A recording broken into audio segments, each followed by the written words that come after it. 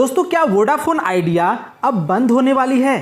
क्या देश में टेलीकॉम कंपनियों में अब दो ही प्राइवेट टेलीकॉम कंपनियों का राज होगा?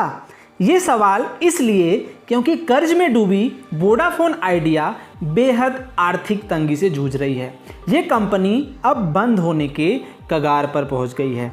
ऐसा मैं इसलिए बोल रहा हूं क्योंकि आदित्य बिरला ग्रुप के चेयरमैन कुमार मंगलम बिरला कर्ज में डूबी टेलीकॉम कंपनियों वोडाफोन आइडिया लिमिटेड में अपनी प्रमोटर हिस्सेदारी छोड़ने को तैयार है।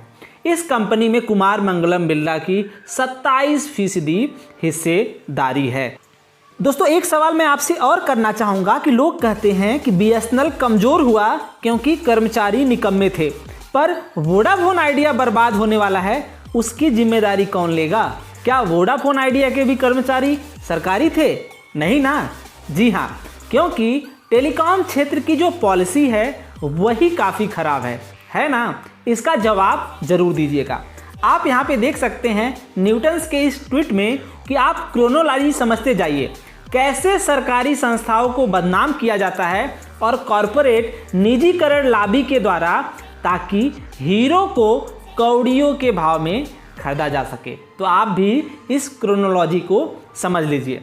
अब आते हैं वोडाफोन आइडिया के बंद होने के न्यूज पर। दोस्तों, पीटीआई के मुताबिक इस मुद्दे को लेकर कुमार मंगलम बिरला ने जून में केंद्रीय कैबिनेट सचिव राजीव गाबा को एक खत लिखा, जिसमें उन्होंने वोडाफोन आइडिया का अस्तित्व बचाने के लिए कंपनी में अपनी हिस्सेदारी किसी सरकारी या घरेलू फाइनेंशियल कंपनी को देने को तैयार है। मतलब कि वोडाफोन आइडिया अब क्या चाहती है कि उसकी जो हिस्सेदारी है वो सरकारी टेलीकॉम कंपनी में या तो उसे मिला दिया जाए बीएसएनएल या एमटीएनएल में, या वोडाफोन आइडिया की जो हिस्सेदारी है वो बीएसएनएल एमटीएनएल खरीद ले या फिर सरकार खरीद ले। आगे आप देखेंगे कि दोस्तों, दरअसल कुमार मंगलम बिरला वोडाफोन आइडिया के प्रमोटर और चेयरमैन है।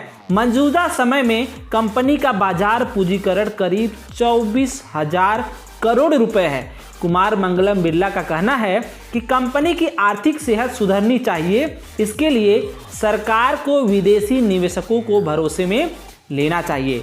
उन्होंने ये भी कहा कि वोडाफोन आइडिया से देश के 27 करोड़ लोग जुड़े हैं। इस कंपनी में बिरला के अलावा ब्रिटिश कंपनी वोडाफोन पीएलसी की भी 44% हिस्सेदारी है, लेकिन दोनों प्रमोटर्स में कंपनी में ताज़ा निवेश नहीं करने का फैसला लिया है। मतलब कि जो जितने भी फॉरेन के इन्वेस्टर थे वो वोडाफोन आइडिया में अब इन्वेस्ट करने से मना कर रहे हैं, इसलिए अब लगभग वोडाफोन आइडिया बंद होने के कगार पर है। तो दोस्तों, आप देख सकते हैं कि वोडाफोन आइडिया की हालत एकदम ख़राब हो चुकी है। अब देश में लगभग दो ही प्राइवेट टेलीकॉम कंपनियां, जियो और एयरटेल, बचने की संभावना है और एक आपकी सरकारी कंपनी बीएसएनएल।